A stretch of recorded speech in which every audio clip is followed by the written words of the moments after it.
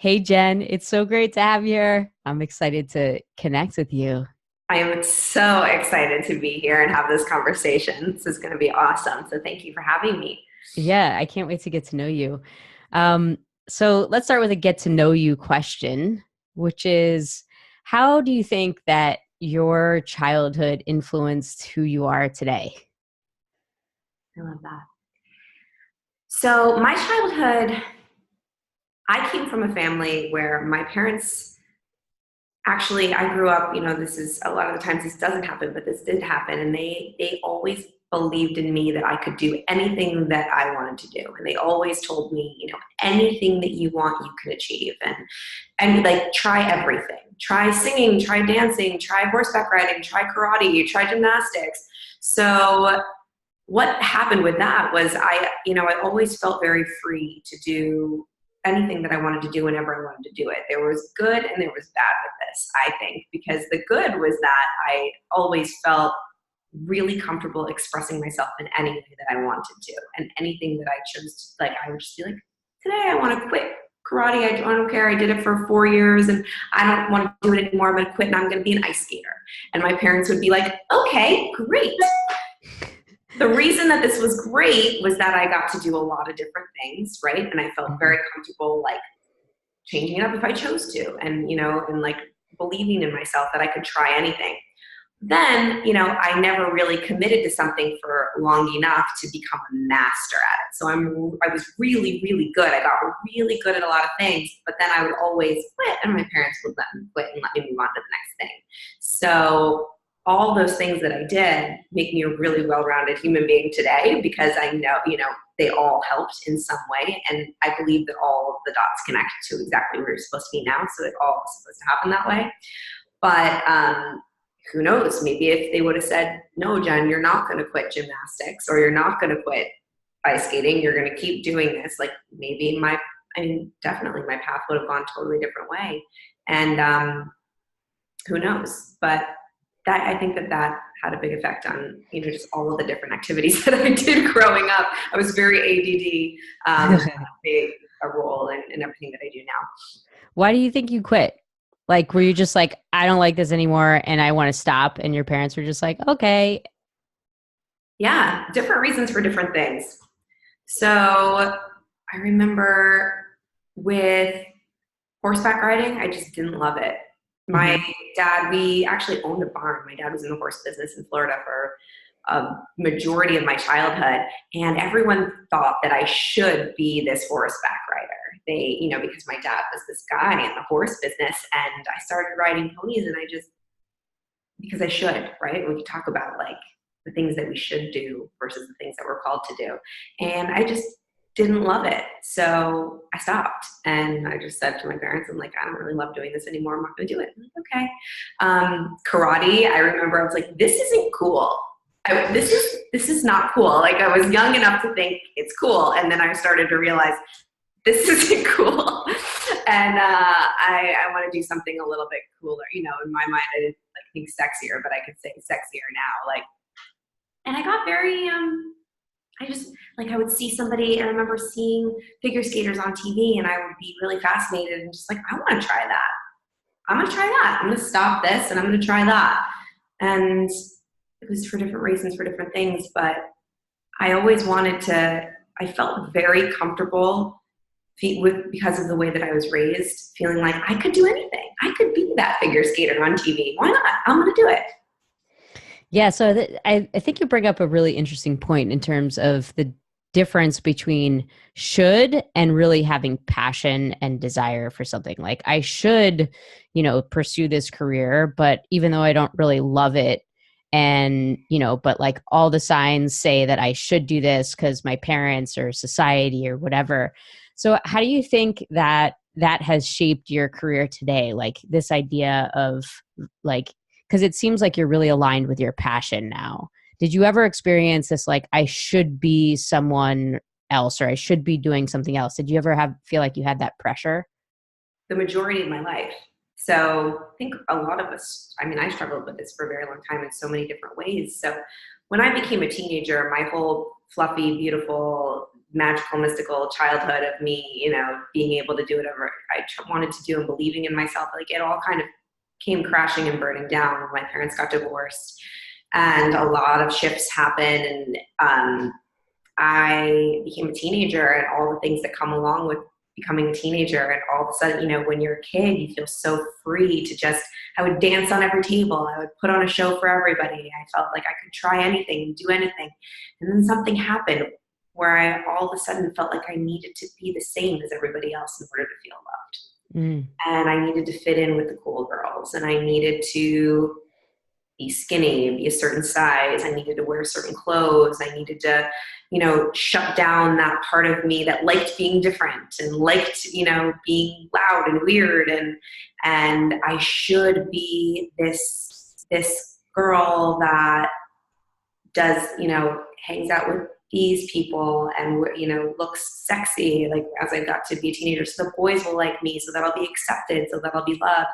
And that really followed me for a very long time when I started to feel like, when I was an actress and I should be going to the University of Hartford. So I made a decision to go to a 4-year college as a musical theater major, when deep in my heart, I knew I just wanted to go to New York.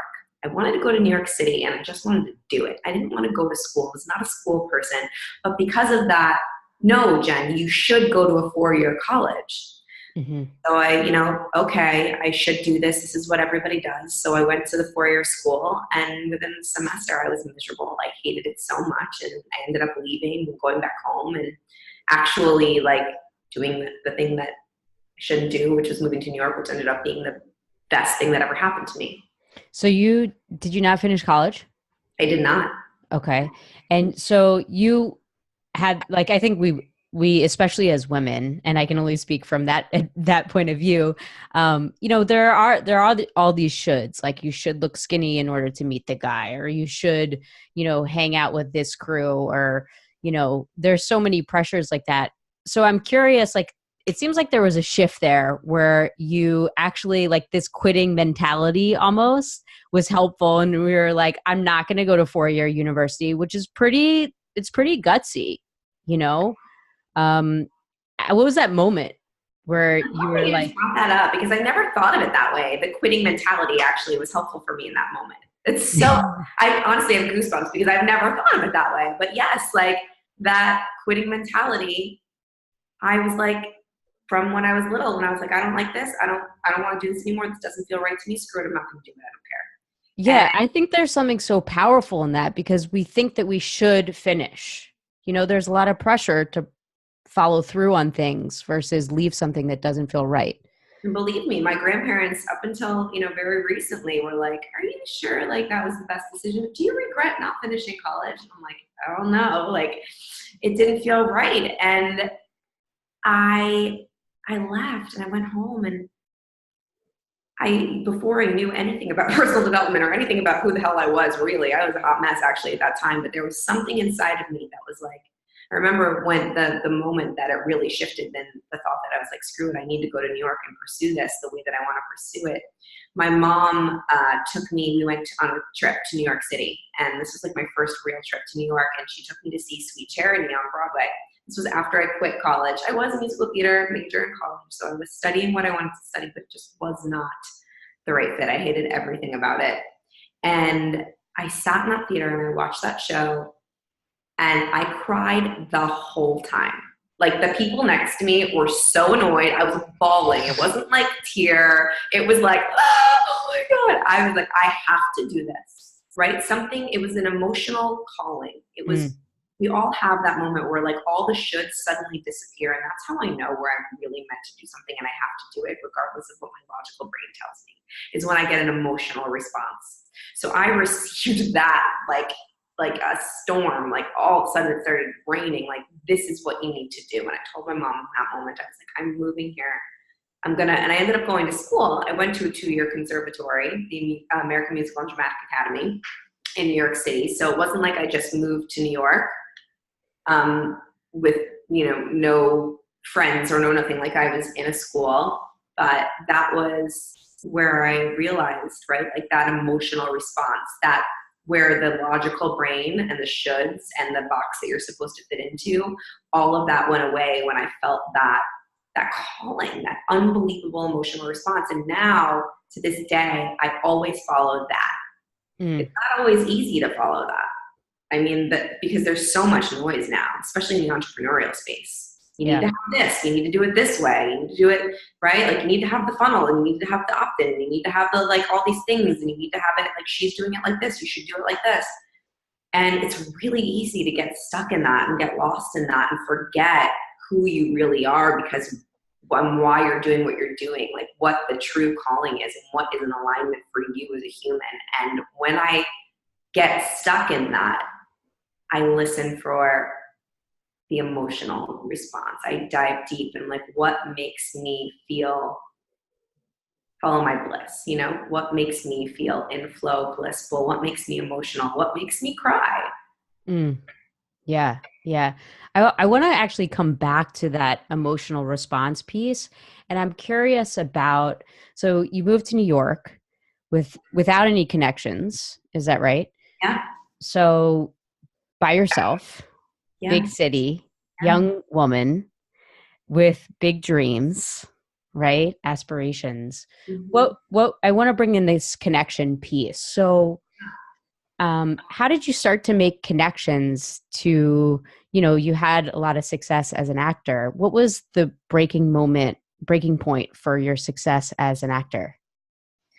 So I love to tell this story because it's the first time I really learned about the law of attraction and how it works. When I moved to New York, and shortly into my first year there, I went to see The Wedding Singer on Broadway with one of my friends.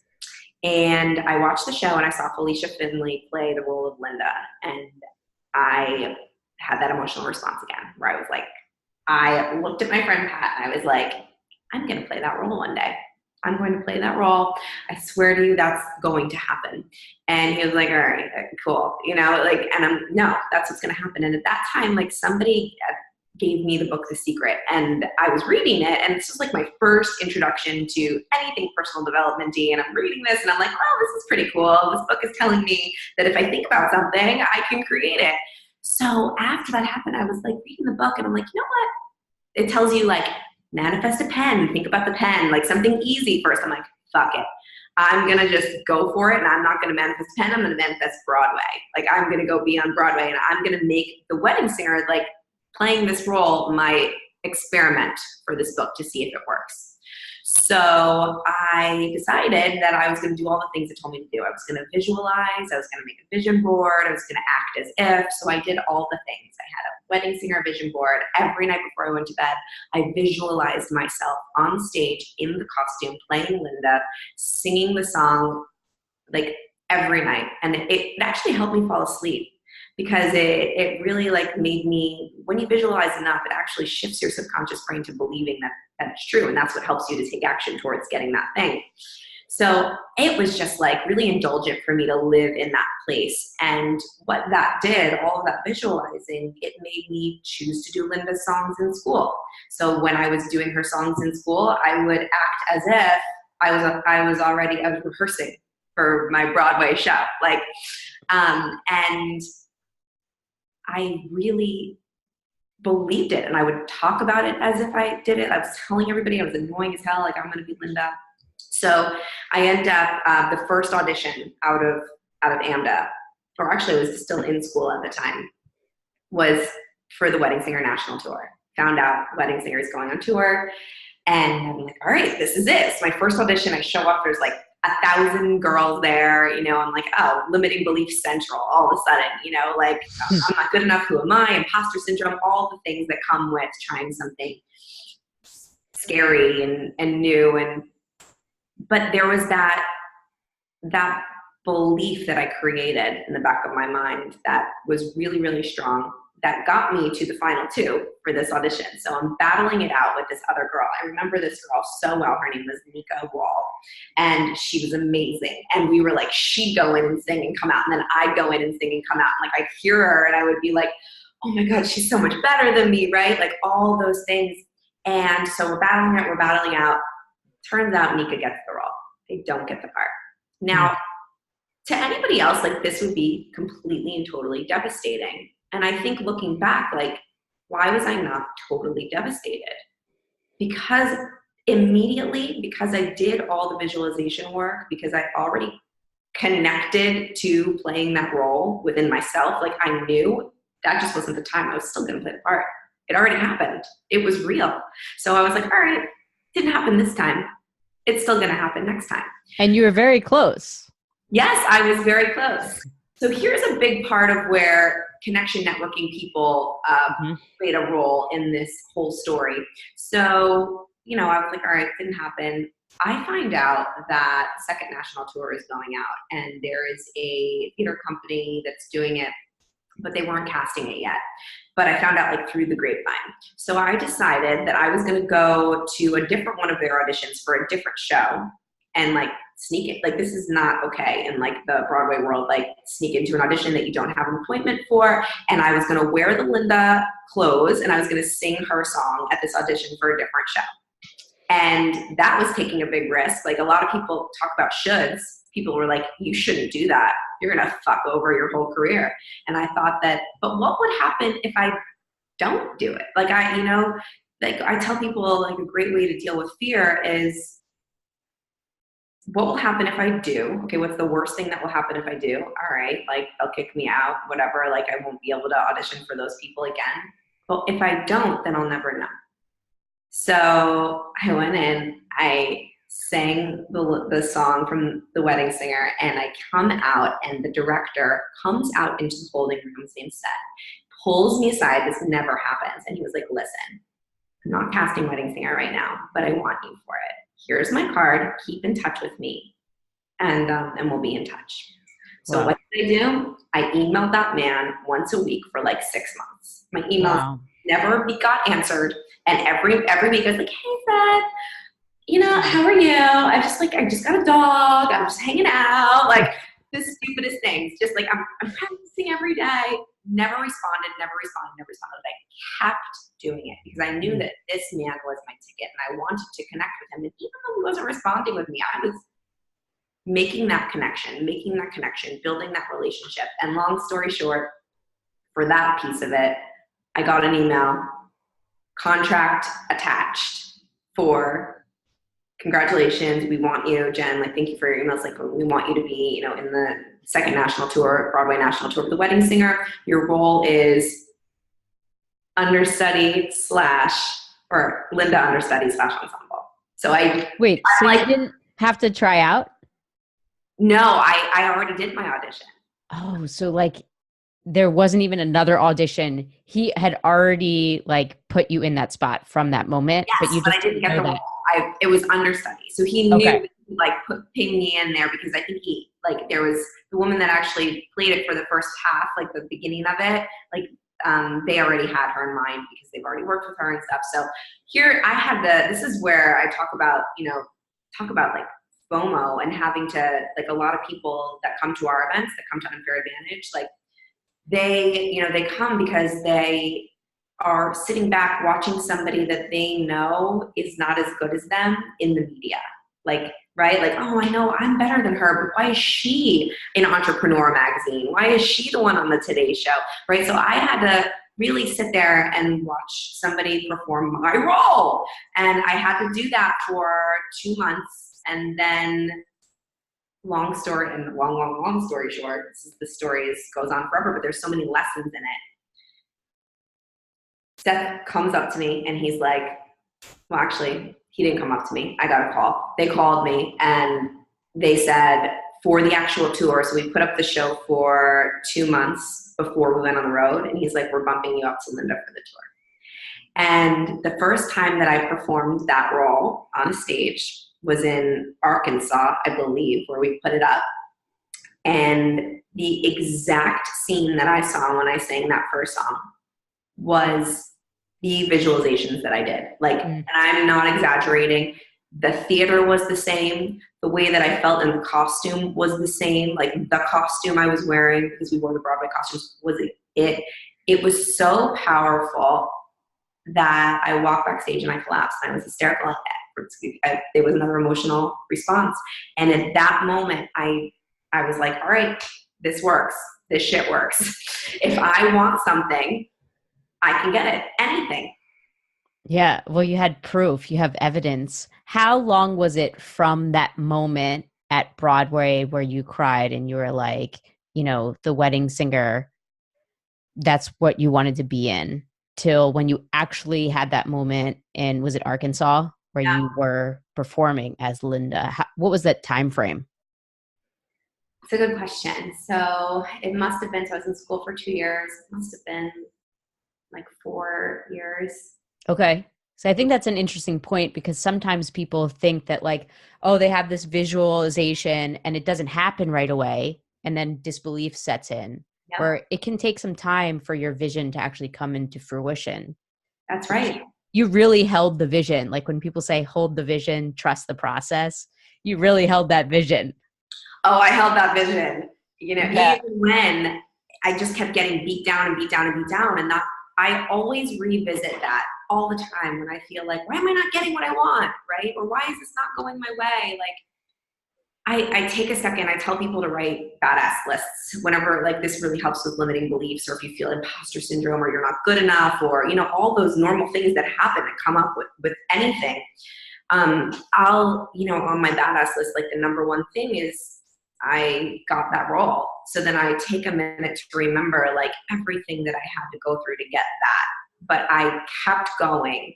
I kept the visualization strong. I kept connecting. I didn't stop. Like I kept just doing everything that I needed to do, and I got it. So that is just a constant reminder for me. Anytime that I feel like I'm not good enough, I can't do something, I can't have something, I'm scared, whatever. What if this happens? No. At that one time. So if you can pull a time in your life, we all have them, right? Where you were complete and total badass and you achieved what you wanted to achieve, or you conquered something that was incredibly difficult at the time. Have that in your back pocket now, every time that you go through a time like that. Yeah, I think that's so powerful. I mean, to have that experience yourself, right? It builds so much trust as well, that you can rely on, that self-trust, that like, okay, I did this. I know that it's possible. I know that I can do it. Even if it's one experience that you've had where you've seen yourself visualize something and it come to fruition, that you can do it, gives you so much confidence. Yeah. What has been one of your biggest insecurities? There's a lot of those. One of my biggest insecurities, I would say my body was a massive insecurity for a very long time, because I dealt with an eating disorder for the majority of my young adulthood, and I was always trying to fit this box of what I should look like, especially in the entertainment industry. That was huge. I had a big insecurity with, believe it or not, how good of a singer I was. So when I did Wedding Singer, I was very much a character voice that I put on. So after that show, like auditioning, I just never really felt like I was a good enough singer. People would be like, you're crazy. We all have these crazy, like these beliefs that we have, that we're not good enough in whatever way, that if we're not careful can stop us from doing things that we wanted to do. And I know for a fact that my issues with my body held me back from doing so many things for so long, or feeling amazing as I should have, being on television. Like I should have, really felt incredible every single day. Like I was on a TV show that like was pretty well known, and I got to be at Universal Studios filming in LA, and a lot of the time I was worried about my stomach, or like the way my body looked, or not being able to eat certain things, or not feeling bloated, and really putting a lot of energy into that was not needed. Yeah. Yeah. Especially because, if anybody's seen you, then they know that, from the outside looking in, right? I'm sure you've heard this all the time, that you're beautiful. And even I think it's really interesting how you had this experience where you got the part, you sang it, and you still had insecurity over something that you were doing. So just, Totally. like just because you're doing it doesn't mean that like you have confidence. Completely. So I had to act as if I did. Mm-hmm. And that really comes into play with everything now for me. And even like with coaching our clients that get on TV, that get media spots, and they're like, oh my gosh, I'm so nervous to be on TV, or I'm so nervous, like I don't know what to say. I always say like, all right, act as if none of that exists. So I would have to go back to visualize before I went on stage, like that I am a fucking rock star, that I'm playing, that I am invincible. Like I have an alter ego of who I am when I get on that stage, or who I am when I step on TV, and step into that and act as if you are that no matter what, even if you don't fully believe it.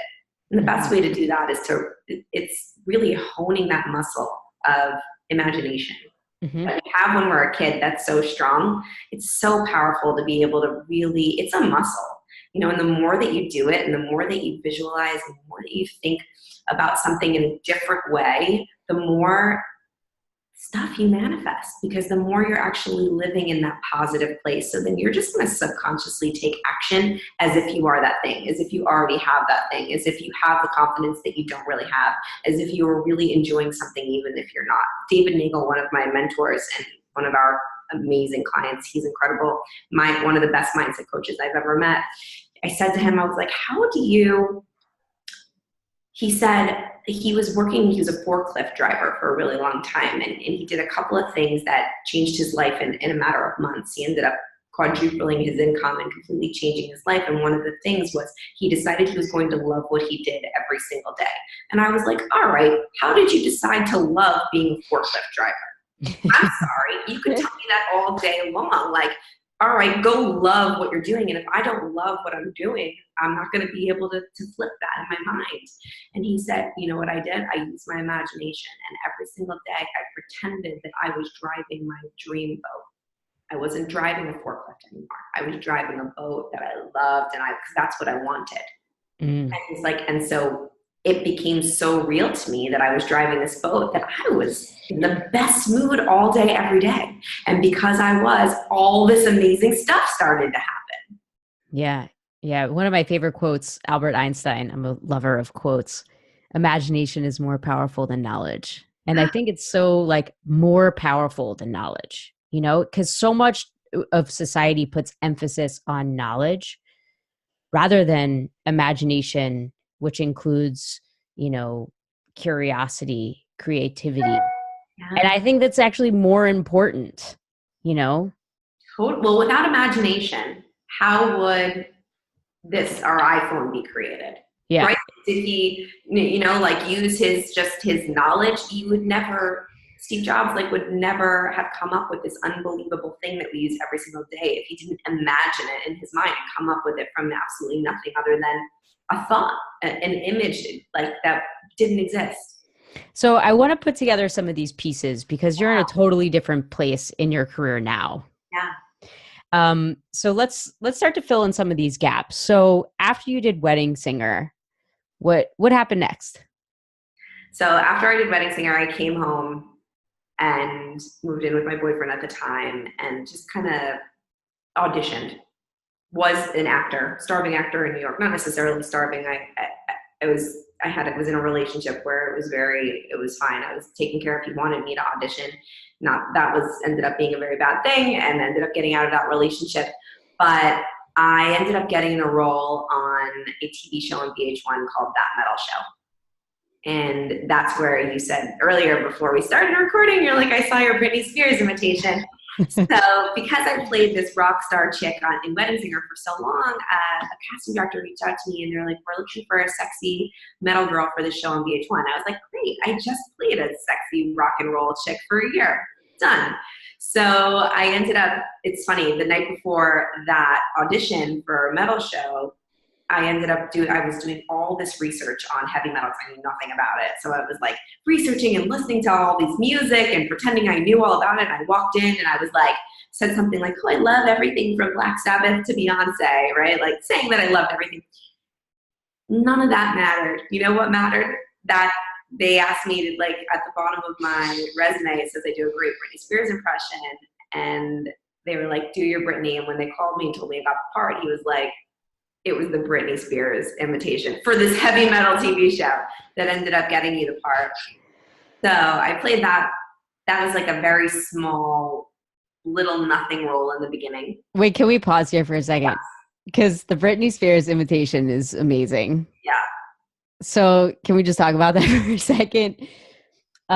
Like, how did you come up with that? Like, how did that transpire? I always used to I loved Britney Spears, and I would sing her songs, and I would be like, wow, I kind of sound like her when I sing. So it became my party trick. And okay. Find it online if you want to go hear my Britney Spears imitation. Go find I was going to have you do it now. Yeah, about my audition. Let's do a little now. I knew you were going to ask me to do that. I have done this in ages. All right, I'll be like, want to do it? Okay, yeah.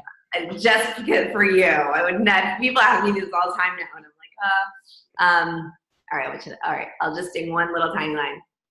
Oh, baby, baby, how was I supposed to know?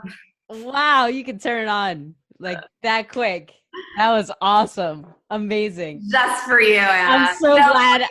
I'm so glad I took the risk. I knew I was taking a little bit of a risk there, but I'm so glad I took that risk because that was amazing. I'm game, girl. I like to play. Yeah. All right, cool. All right, keep going. So you got the medal show from your Britney Spears impersonation. Yeah. And then, you're clearly on this path of acting. Yeah. And I was doing a lot of other gigs too. Uh-huh. While I was doing that. So we would film when it started, it was a very small little nothing role. I was just like the hot chick on the show that said nothing and came out and brought the prize box. I didn't get paid much. It was fun. I was like, this is cool. I'm on VH1, but it wasn't a big deal. And I like to tell this story. But it was a lot of exposure. A lot. And it turned out, in the end, after 14 seasons, became an unbelievable thing for me and was much bigger than what it started. And I like to tell the story because I think it was one of the best lessons I've ever learned in talking about shoulding and the logical brain and taking risks and things like that. After the first season of Metal Show, they called me up and they're like, all right, well, for the second, your second season, we're going to start filming in LA. And you can come, but you have to pay for your travel and you have to pay for your stay. And basically, for what I was getting paid, like for me to pay for my travel to LA and my stay for like 2 weeks in a hotel because I knew nobody there, I would have been basically paying to do this job, right? Like a lot of money.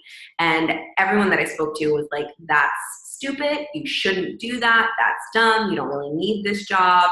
And there was something in me that was like, if I do this next season, they can't get rid of me. Like, right? Like I'm replaceable now because I only did one. But if I do another one, like that'll solidify my part. And I just have a feeling that I need to do this. I felt like that emotional response, that calling, instead of like, so all the shoulds started to dissipate because I really just felt it.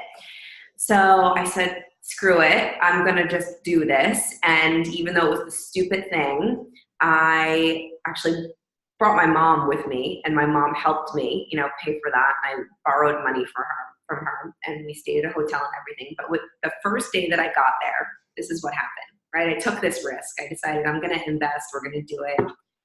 I get there. They say to me, the show's going to move from a half an hour to an hour. So it needs to become SAG. So therefore you need to become SAG, Screen Actors Guild, which was something that I was trying to become for so long. It's very hard to get your SAG card. Immediately in 2 seconds, I got my SAG card.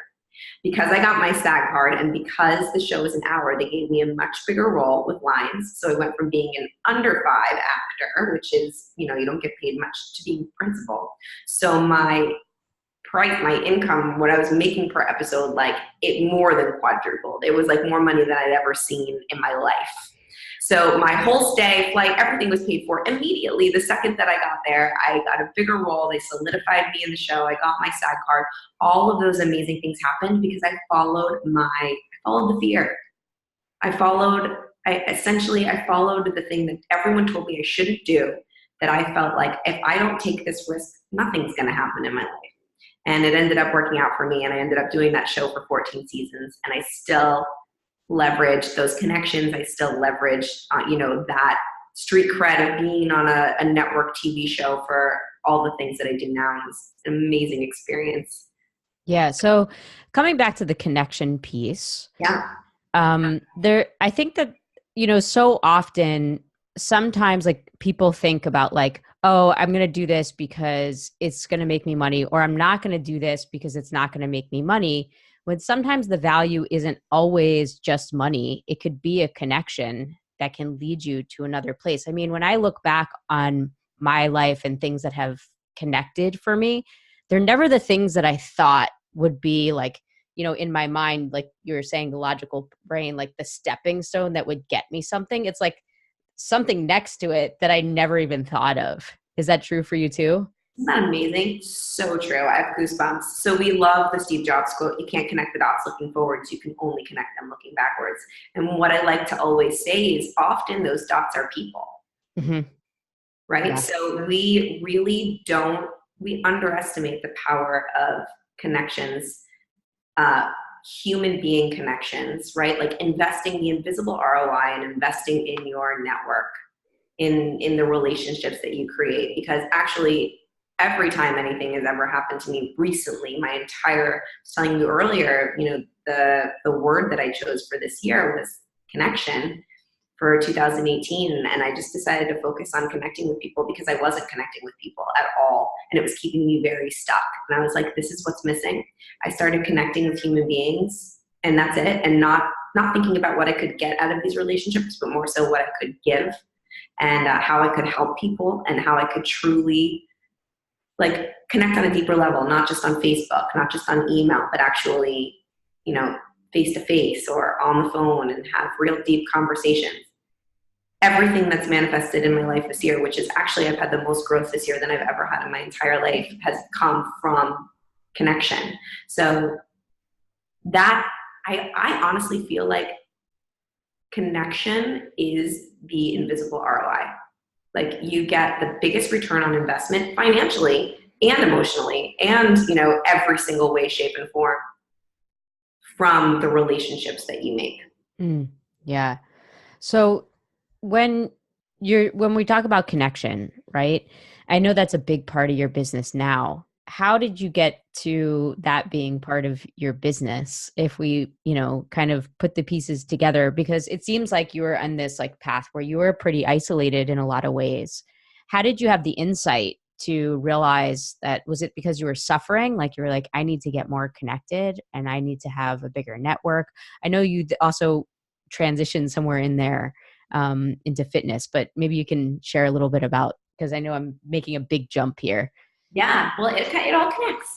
No pun intended. So so what ended up happening was I built a personal training business in New York City when during that metal show, 'cause that metal show went on for a long time, and I wanted to have a job that I could do and be an actress at the same time. Flexible, something that I enjoyed, and I love working out. I love helping people. So I decided to go into personal training, and I ended up catching the entrepreneurial bug, and I created a pretty big, like 6-figure personal training business in Manhattan, where I was training celebrities and CEOs of companies and had trainers that worked under me. And it was successful. And I had my own apartment in New York, and I had a great, group of friends, and everything was good, right? Everything was just good. Like nothing was great and nothing was bad. I felt very kind of stuck, just like no growth was happening. And I always say, like, if you're on ground when you're dying, and I didn't know why I felt like I was dying, but now looking back, it was because there was no growth. There was no change. And I was single, and I was single for a very long time, and I was so ready to meet my person. How old were you? This was last year. This Okay. was last year, year before. So recent. Oh yeah. So for maybe, I guess for the past, so it would have been like 29, 30, 31. I'm 32 now. And like everything was great. I wanted to meet my person, and I knew that I had more to give than what I was giving. And my job was very isolating, and I wasn't connecting to myself, and I wasn't connecting. So for a very long time, I mean, it's part of the story too. Like I was playing this role on that metal show that was me. I was Jennifer, but I was this different version of myself that wasn't true to who I was. So I felt when the show got canceled, a very much disconnect, and very much like I don't know who I am and I have to figure that out. And I was single, trying to figure that out, kind of just like stagnant. And I decided if I don't, I was dating and I wasn't truly being me or letting anybody in or really connecting. So I was like, this is what needs to change. So I decided I was going to do the same thing that I did with Wedding Singer to manifest my person. And I was like, I had that moment where I was like, wait a second, this worked, right? Back in the day, I got what I wanted. What do I want? I want to manifest my love. I want to manifest what my true purpose is on this planet. Like I want to manifest all those things. And I think they all connect. So I'm going to do the same law of attraction stuff that I did back in the day. And I did. And every day I wrote down, it's funny, like at Unfair Advantage, I share this when I talk about my story, but like journal entries where I've listed down everything that my partner Chris is now, everything. I used to talk to him every single day and do all of the law of attraction stuff that I did back before. And long story short, I ended up meeting Chris because I was ready and I truly was able to connect with him because I made connection, not theme. And I went into meeting him with, it wasn't even a date. It was literally one of the people that I wanted to connect with. That's it. Okay, I was going to ask you how you met him. That's right. Well, if you know that story, the Equinox story that I shared on Facebook. Oh yeah. It was through a connection. It was through a guy that I dated ages ago when I worked at a gym and went back to that gym because I got this hit that I just needed to go there. Another impulsive decision that wasn't logically smart. Showed up at that gym. Someone that I dated ages ago was like, do you know Chris Winfield? You should connect with him. And I said, connection, yes, I will connect with him. I would never in a million years add someone that I didn't know and want to go out to coffee with them just to network ever if I didn't make connection my goal. Went out, turns out, that Chris is my person and that connection rate, connecting more dots, I keep saying that damn word, but it's so powerful,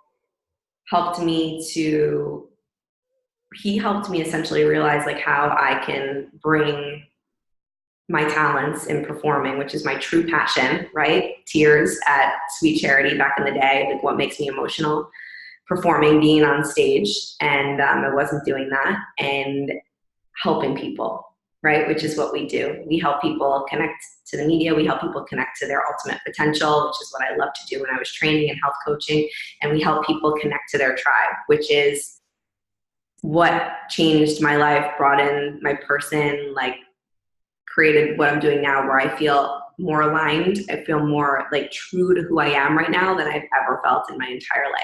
And it's all because I decided to really let go of like trying to manipulate and control everything and be open to connecting. Mm-hmm. Yeah. And now you have a whole business around that connection. Yeah. So can you tell us a little bit about Unfair Advantage and your role that you play in it? Yeah. So Chris started this company and it just became, like I just said, a no-brainer for me to bring in what I do into it and partner up with him to create something supercharged. It was already amazing, but we're branching it out and making it incredible. So what we do is we do events in New York City. We do 3 of them a year. And at these events, they're 3-day events. They're all based on connection, but it's for entrepreneurs that, they'll say, often the people that come to our events are like, I'm really amazing at what I do, but nobody knows about it. And I can't connect my message to the media. Like I can't get in, I can't get through. Why am I not on TV? Why am I not sharing it, in different magazines? Like, why am I not that thought leader, the go-to person in my industry? So these people come to our event and it's an unbelievable community of people that end up, it's focused on creating win-win relationships. It's focused on what can I do for you, not what can you do for me, helping each other, connecting, because again, connection is the shortcut to everything that you want. And then the second day we bring in media.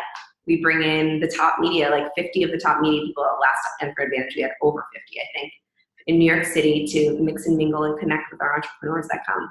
So they can make those real belly-to-belly, authentic connections, relationships with the media so that they can be featured, they can share their message. And yeah, we have programs that branch off of that and helping people get their message out there and in a way that feels authentically aligned with who they really are. Yeah. Yeah. So it helps the people and it helps the media. That's right. Yeah. Win-win relationship. Yeah. That's Mhm. awesome. That's awesome. I want to touch again on the emotional response piece because I think that's important. Yeah. Do you feel like it's always loud or is it sometimes quiet? Just out of curiosity. Yeah, it's not always loud. And sometimes it's really sneaky and you don't even know it's there. And sometimes I'll find myself, you're right, like doing things that I know don't serve me, right? Like doing unhealthy habits or getting really stuck in, like I know that my morning routine, if I do my morning routine every morning, I'll have a good day. I know that. So sometimes I'll find myself self-sabotaging for no reason, not doing my morning routine, like not doing any of it. And that's a subtle way of an emotional response, I think, right? Like catching yourself not doing the things that make you happy, not doing the things that you know make you feel good. There's something there and you have to listen. And sometimes it's just tapping in and asking myself. And then sometimes if I just open that up, why am I self-sabotaging? Then you open the floodgates for more emotion to come in. But sometimes it's very sneaky. And it's like that little thing, like keeping yourself from doing something that you know could be really great. Or feeling just a little bit of yuckiness and being nasty to somebody that you love. And then I have to step back and say, why am I doing that? What is that? That's an emotional reaction to something that's going on. I have to dig deeper to figure out what that is. And sometimes it's not easy to figure it out. But the second that you do figure it out, then the big emotional reaction comes. And they're like, oh, there it is. Yeah. Yeah. And, I'm still drawing this line here with connection because it is embodying that connection with yourself first and foremost so that you can then bring it outward into your world, into your life. Yeah. Yeah. If you're not connected to who you truly are and you're an entrepreneur, nobody's ever going to want to be connected to you because nobody is attracted to fakeness. And I had to learn that. I mean, when I was being fake. I was the metal girl. That wasn't me. And I was not in alignment and nothing really was happening for me that I wanted to happen. And the second that I started showing up, figured out, who I am and showed up as me, just vulnerably, authentically started telling my story, right? All the flaws, all the mess. We always say your mess is your message. Just being totally cool with sharing who I am and not giving a shit about what anybody else thinks. And when you can do that and truly connect to who you are and be cool with sharing that, you're going to attract all of the people that want to work with you. And the floodgates are going to open. And I'm sure you know this. I'm sure you've experienced this because you're a successful entrepreneur. And the more that you share your story, I'm sure the more people want to work with you. Yeah. Yeah. My definition of purpose, as I say on this show, is to be the fullest expression of yourself. Yeah. And sometimes it takes a little bit to figure out. Sometimes we have to go down the wrong path, so to speak, quote unquote wrong, to realize that's not me. So I'm curious, like when you're on stage now at Unfair Advantage in comparison to being on stage as the metal girl, what's the difference in the way that feels for you? Oh my gosh. I love this because it ties it all together. So at this last Unfair Advantage, I'm getting ready to go on stage again, one of the breaks, just like to announce something silly or whatever. And guess what happened? I start crying. And that emotional response from wedding singer, from when I was in the audience with my mom, that time, that I was like, this is what I'm supposed to be doing. I felt it. And when I was doing metal shows, like, this is cool. This is really cool. But wait, do I look skinny enough? Do my boobs look big enough in this bra? Like, do I, is my blonde enough? Like, how's my spray tan? Like, literally worrying about all of those superficial things because I was just playing who I thought everybody thought I should be. And this time around, I was connected to who I truly was, my true passion, that feeling from when I was a little girl performing all the time and just being free and being able to be exactly who I was. And I felt that again at Unfair Advantage. And it brought on the emotional response. And I was like, check, there it is. This is what I'm supposed to be doing. Yeah. So I actually want to pose a question to the listeners, because for me, my emotional response is different from yours. And so I want to encourage listeners to find what their emotional response is, because I don't typically cry, but you do. And it's good to know what your emotional response is. Like sometimes I've felt like a jolt in my belly, so it can be different. And I think that it takes some self-reflection. It takes getting to know yourself to understand what is that thing that's going to make your heart light up. So now I want to ask you, Jen, what's the best advice you've ever been given? Yeah. Okay. Another David Nagel quote. I love him. And if your listeners do not know David Nagel, check out David Nagel. He said to me, when you stop caring about what other people think of you, your life will change. Truth. And it's true. It's true. Because I think all of our fears, if you think about fear and why you don't do something that you know you want to do, what's the first reason? For me, it's always, what will they think? What will people think? And if you take that off of the table, what's really the scariest thing that could possibly happen? What's the worst possible thing? Right? Love that. Yeah, it's so true. I mean, I hear so many people say like their fears, what other people would think. And I always say, pay more attention to what you think about yourself than what other people think about you. Yeah. Because at the end of the day, we're living our life. And the truth is we don't even know what other people are thinking. And most likely they're thinking about themselves. That's right. Nobody's thinking about you. Nobody gives a shit about you. I'm sorry. They don't. Like, they're thinking about themselves and how what you're doing is affecting them. Yeah. It has nothing to do with you. Yeah. So it's so freeing. Like, what would you do if you didn't care what anybody else thought? Totally. Isn't that powerful? So powerful. I love it. Love it. Tell us how we can get in touch with you, Jen. Yeah. So you can find me on Facebook, my personal Facebook page. I connect with people on there, Jen Gottlieb. I also have the public Facebook page. Instagram at Jen Gottlieb. There's a little underscore between Jen and Gottlieb. Unfairadvantagelive.com. Check out our event there. Our next one is January 29th through the 31st. It's going to be badass. Come join us if you want to connect more. And jenleahgottlieb.com. That's my website. You can email me, contact me through there, and there you go. That's all. Awesome. I'll just add that I connected with Jen through her Facebook post because I didn't tell the story on the podcast because I wanted to put all the attention on you today.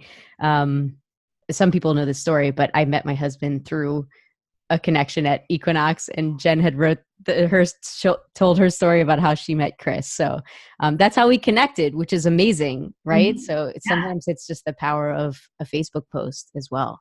Sharing your story. Yeah. Authentically. Yeah. That's what connected you to me. I love it. I'm so grateful that it did. Yeah. Thank you, Jen. Thank you so much.